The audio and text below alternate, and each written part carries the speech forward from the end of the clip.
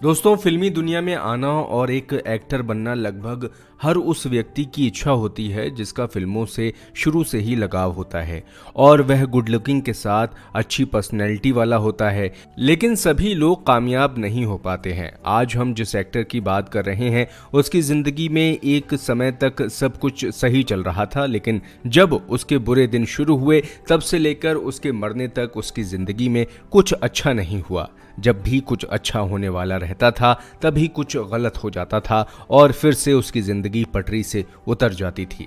लेकिन उसने कभी हारना नहीं सीखा और आखिरकार संघर्ष करते करते दुनिया को अलविदा कह गया। दोस्तों, हम बात कर रहे हैं फिल्म खिलाड़ियों का खिलाड़ी में अक्षय कुमार के भाई का रोल निभाने वाले अभिनेता इंदर कुमार के बारे में, जिन्होंने कई फिल्मों में बतौर लीड हीरो और सहायक अभिनेता के रूप में अभिनय किया और अपने अभिनय से दर्शकों को रोमांचित किया। लेकिन वह बाकी अभिनेताओं की तरह अपने करियर को ऊंचाई तक लेकर जाने में सफल नहीं हुए। आज के इस वीडियो में हम आपको उनके शुरुआती जीवन, फिल्मी करियर और व्यक्तिगत जीवन के बारे में बताएंगे। साथ ही उनके जीवन के कुछ रहस्यों का खुलासा भी करेंगे। इसलिए जानने के लिए वीडियो को अंत तक देखते रहिए। उनका जन्म 26 अगस्त 1973 में राजस्थान के जयपुर में एक हिंदू परिवार में हुआ था। उनका वास्तविक नाम इंदर कुमार सराफ था। उनके शुरुआती दिनों में उनका परिवार जयपुर से मुंबई आकर रहने लगा, इसलिए उनकी शुरुआती पढ़ाई मुंबई के सेंट जेवियर्स हाई स्कूल और सरदार वल्लभ भाई पटेल स्कूल से हुई। शुरू से ही उनका झुकाव फिल्मों की तरफ था, लेकिन कोई गॉडफादर न होने की वजह से वे फिल्म इंडस्ट्री में नहीं आ पा रहे थे। पढ़ाई पूरी करने के बाद उनकी मुलाकात फिल्म प्रचारक राजू कारिया से हुई। उन्होंने ही उनकी पहचान फिल्मकारों से कराई और इंदर फिल्म इंडस्ट्री में कदम रखने में कामयाब हुए। अच्छी शक्ल सूरत की वजह से उन्हें उनकी पहली ही फिल्म में बतौर अभिनेता लीड रोल करने के लिए मिला। जी हाँ, और उनके साथ मशहूर अभिनेत्री आयशा जुल्का भी नजर आईं। और साल 1996 में उन्होंने जिस फिल्म से अपने करियर की शुरुआत की उस फिल्म का शीर्षक था मासूम। ये एक रोमांटिक फिल्म थी जिसे महेश कोठारी द्वारा निर्देशित किया गया था। आयशा और उन्होंने मिलकर इसमें शानदार अभिनय किया था, लेकिन दर्शकों के लिए ये एक नया चेहरा थे, इसलिए दर्शक उन्हें तुरंत एक्सेप्ट नहीं कर पाए, क्योंकि उस दौर में तीनों खान के साथ साथ अजय देवगन, अक्षय कुमार और सुनील शेट्टी जैसे एक्टर्स का फिल्म इंडस्ट्री में दबदबा था और ऐसे में इंदर के लिए एक नए चेहरे के रूप में पहचान बना पाना मुश्किल था। लेकिन इस फिल्म को दर्शकों ने काफी पसंद किया था। इसके गाने भी लोगों को काफी पसंद आए थे। हालांकि फिल्म बॉक्स ऑफिस पर औसत कमाई ही कर पाई। इस फिल्म के बाद उन्हें उनकी दूसरी फिल्म खिलाड़ियों का खिलाड़ी में अभिनय करने का मौका मिला।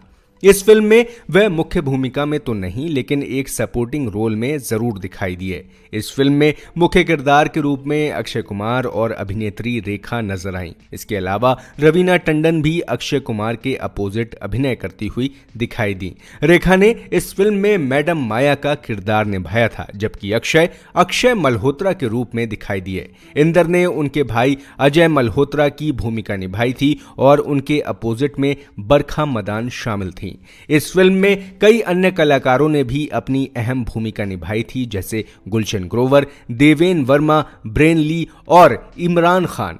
फिल्म दर्शकों को काफी पसंद आई और ये बॉक्स ऑफिस पर हिट रही। इतना ही नहीं, ये साल की 5वीं सबसे ज्यादा कमाई करने वाली फिल्म बनी। इस फिल्म से भी इंदर दर्शकों के ऊपर अपना अधिक प्रभाव नहीं डाल पाए, लेकिन फिल्मकारों ने उनके अभिनय को बारीकी से नोटिस किया, इसलिए उन्हें आगे भी अभिनय करने का मौका मिलता गया। साल 1997 में उन्होंने अपनी तीसरी फिल्म घूंघट में अभिनय किया और इस फिल्म से भी वह कुछ खास कमाल नहीं कर पाए और उसके बाद साल 1998 में उन्हें उनकी चौथी फिल्म में कास्ट किया गया और इस फिल्म का शीर्षक था तिरछी टोपी वाले, जिसे नदीम खान द्वारा निर्देशित किया गया था। इसमें चंकी पांडे के साथ इंदर कुमार और मोनिका बेदी अभिनय करते नजर आए। इसके अलावा कई अन्य कलाकारों ने इस फिल्म में अभिनय किया, जिसमें कादर खान, रीमा लागू, सतीश शाह, आलोक नाथ, जॉनी लीवर, अनुपम खेर और जैकी श्रॉफ जैसे कलाकार शामिल थे। सभी ने फिल्म में शानदार अभिनय किया, लेकिन फिल्म बॉक्स ऑफिस पर हिट नहीं हो पाई और एक औसत फिल्म बनकर ही रह गई। इस समय तक इंदर दर्शकों के बीच थोड़ी बहुत लोकप्रियता हासिल करने में कामयाब हुए थे, लेकिन अभी भी उनके लिए फिल्म इंडस्ट्री में जगह बनाने के लिए काफी संघर्ष बचा था। समय गुजरता गया और वह अभिनय करते गए, साथ ही उनका संघर्ष भी जारी था। इसी बीच उनकी दोस्ती सलमान खान से हुई और सलमान ने उन्हें कुछ टिप्स देते हुए कहा कि तू पहले अपनी बॉडी बना और फिर फिल्मों में एंट्री मार। दरअसल सलमान के साथ भी कुछ ऐसा ही हुआ था, इसलिए उन्होंने अपने एक्सपीरियंसेस से उन्हें एक अच्छी सलाह दी। इंदर ने उनकी सलाह को माना और वर्कआउट करने पर अधिक फोकस दिया। जिम में काफी समय बिताने के बाद उन्होंने दोबारा से फिल्म इंडस्ट्री में वापसी की और वो भी बिल्कुल एक नए अंदाज में।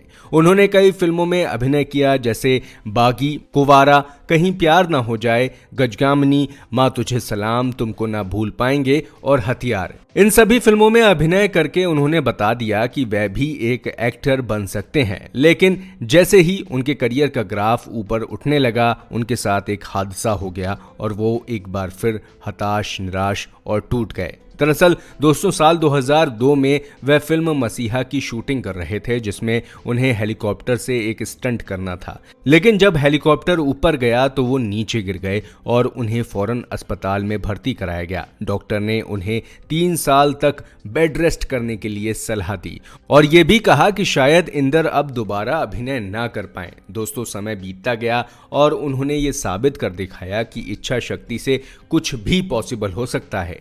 उन्होंने साल 2006 में फिल्म आर्यन अनब्रेकेबल से वापसी की, लेकिन ये फिल्म कुछ खास कमाल नहीं दिखा सकी। उसके बाद उन्होंने पेइंग गेस्ट, वांटेड और इट्स माय लाइफ जैसी हिंदी फिल्मों में काम किया। फिल्म वांटेड से उन्हें दर्शकों के बीच एक अच्छी पकड़ मिली और दर्शक भी उन्हें पसंद करने लगे। उन्होंने बॉलीवुड के अलावा तेलुगु फिल्मों में भी अपनी किस्मत आजमाई, लेकिन वहां से भी उन्हें कुछ खास फायदा नहीं मिला। फिल्मों के अलावा उन्होंने टीवी शोज में भी काम किया था, जिसमें रंगोली, क्योंकि सास भी कभी बहू थी और सीआईडी टीवी शो शामिल है। उनकी आखिरी फिल्म 2020 में रिलीज हुई थी और उसका शीर्षक इट्स माय लाइफ था, लेकिन इसके पहले ही वह दुनिया को अलविदा कह चुके थे। खबरों के मुताबिक उन्हें कोई काम नहीं देता था और जब भी वह किसी के पास काम के लिए फोन करते थे तो वह उनका फोन नहीं उठाते थे और नंबर ही ब्लॉक कर देते थे। इसलिए वह अंदर से काफी टूट गए थे। हालांकि उन्होंने जितनी भी फिल्मों में अभिनय किया, शानदार अभिनय किया, लेकिन शायद उनकी किस्मत को कुछ और ही मंजूर था। बात करें अगर उनकी पर्सनल लाइफ की, तो उनकी पर्सनल लाइफ भी काफी उथल पुथल सी रही। उन्होंने अपने जीवन में 3 बार शादी की। साल 2003 में उन्होंने अपने गुरु राजू कारिया की बेटी सोनल कारिया से विवाह किया था, लेकिन दोनों की शादीशुदा जिंदगी अधिक समय तक नहीं चली। दोनों ने एक दूसरे को तलाक दे दी। हालांकि सोनल उस समय प्रेग्नेंट थी और उनके बच्चे की मां बनने वाली थी, लेकिन फिर भी दोनों अलग हो गए। उससे उनकी पहली बेटी हुई, जिसका नाम खुशी था। उसके बाद उन्होंने साल 2009 में दूसरी शादी की और उनकी दूसरी पत्नी का नाम कमलजीत कौर था।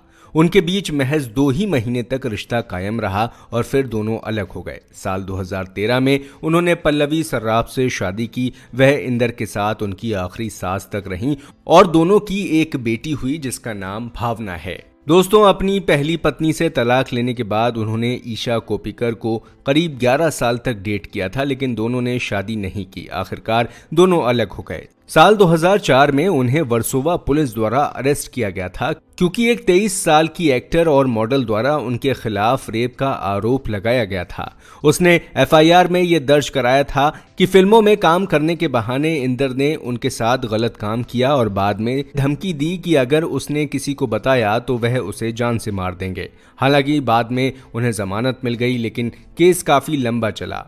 यहाँ तक कि जब वह इस दुनिया में नहीं है फिर भी केस चालू है, क्योंकि उनकी पत्नी का मानना है कि उन पर झूठा आरोप लगाया गया था, इसलिए उन्हें इंसाफ मिलना चाहिए। यही कारण है कि उन्होंने केस को बंद नहीं करवाया और इंदर के मरने के बाद भी केस ओपन है। वैसे इंदर के परिवार के माता पिता के बारे में कोई जानकारी नहीं है, उन्होंने कभी भी उनके बारे में जिक्र नहीं किया। दोस्तों, उन्होंने अपने अभिनय करियर के साथ साथ निजी जीवन में भी काफी संघर्ष किया। उन्होंने काफी प्रयास किया, लेकिन अपने आप को दर्शकों के बीच लोकप्रिय नहीं बना सके। हालांकि उनकी लोकप्रियता थी, लेकिन उतनी नहीं जितनी बाकी अभिनेताओं की थी। खैर, उनका सारा संघर्ष उस दिन समाप्त हो गया जिस दिन वह दुनिया को अलविदा कह गए।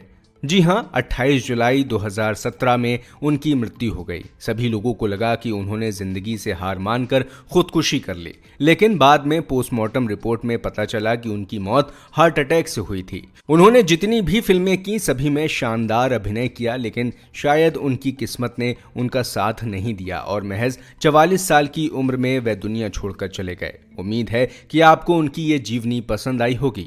अगर आप उनकी अदाकारी और उन्हें पसंद करते हैं तो वीडियो को लाइक जरूर करें और कमेंट करके अपनी राय जरूर दें। साथ ही ऐसे ही अनसुनी जीवनी के बारे में जानने के लिए हमारे इस चैनल को सब्सक्राइब करें। धन्यवाद।